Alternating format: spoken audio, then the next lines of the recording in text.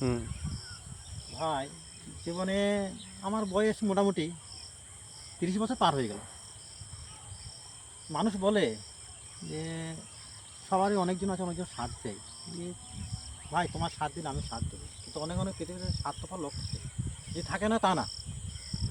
কিন্তু এটুকু জীবনে বহুত কিছু দেখলাম আর বহুত কিছু শুনলাম, ঠিক আছে। কিন্তু এই জীবনে ভাই পয়সা ছাড়া কোনো মানুষটা কেউ কারো মূল্য দেয় না, ঠিক আছে।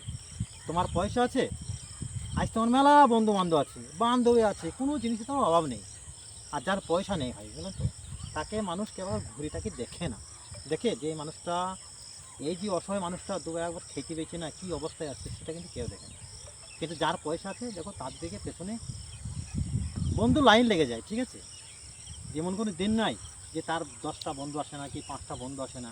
আর যে একটা গরিব মানুষ অসহায়, সে যে খেতে পায় না, কিন্তু অবশ্য দেখো তাকে মানুষ একটু ঘুরি তাকেও একটু দেখে না, ঠিক আছে।